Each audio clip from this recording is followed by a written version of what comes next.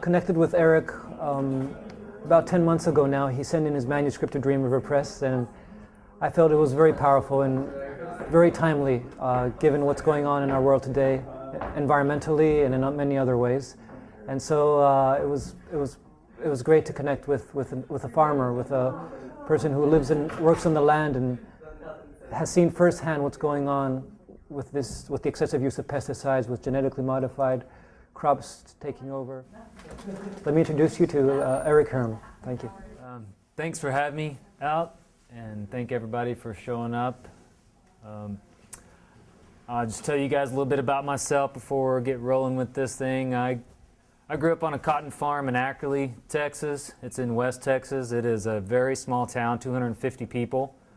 I graduated with 19 other kids in my high school class, and there were 64 kids total in high school. So kindergarten through 12th grade was all in one building. Very small town.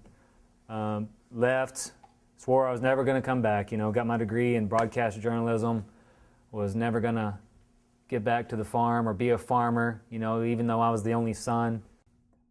I was gone for more than a decade, and I came back to the farm in 2005, and I just thought I would be there for really a year, maybe two, and it didn't work out that way. When I got there, I realized that not only was it a big challenge for a young guy coming back to the farm, but I realized that there were so many things that had changed and not for the better.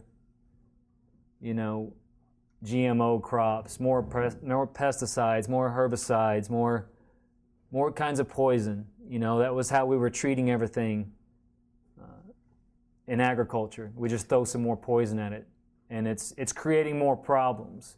And that's kind of my basis for writing this book. Is I see what's happening on the farm. I see what's happening to our food and our fiber production. I see what's happening to the soil. And a lot of people don't know what's happening. It's not on the front page of your newspapers or the front story on television. They're not going to talk about this type of stuff. But getting this type of information out to you guys and the rest of the public, this is where, it's kind of a passing of the baton. What are we going to do with it once we get it?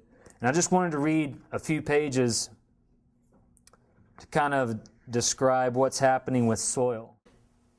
Our precious topsoil is being lost 16 to 300 times faster than it can be replaced. It takes centuries for topsoil to form in its natural state, while man can destroy it in less than 1 decade.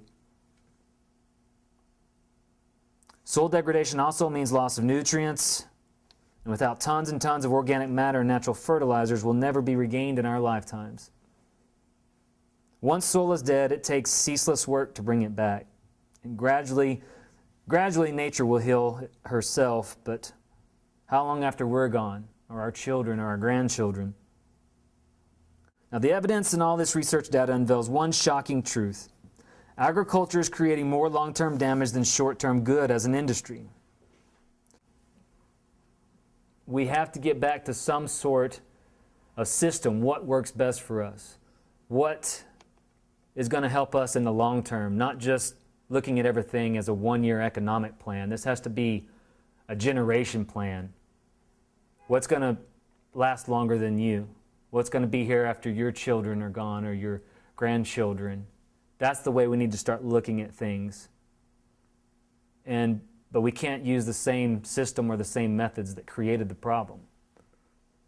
So who's going to do that? Is it going to be government? Is it going to be corporations, the very people that help contribute to this problem?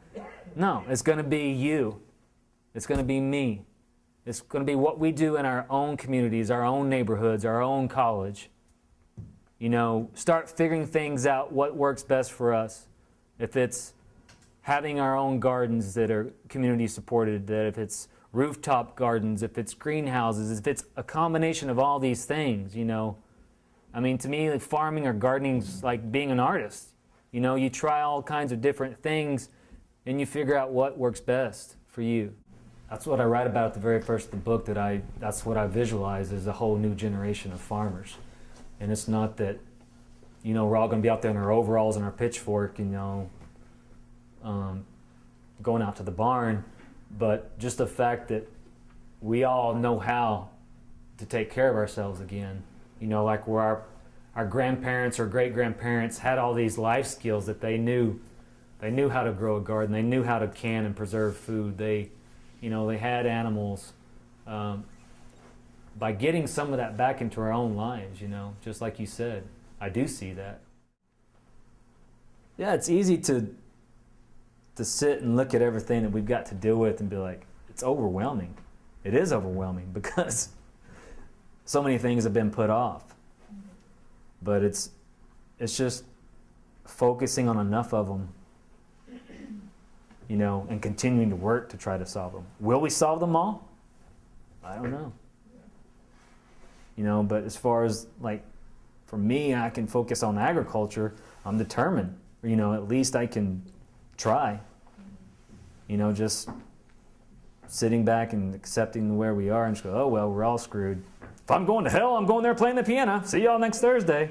That's kind of, we just need to be working towards these problems and trying to solve them. Doing the best we can, whatever that is, and whatever talents we got to bring to the table.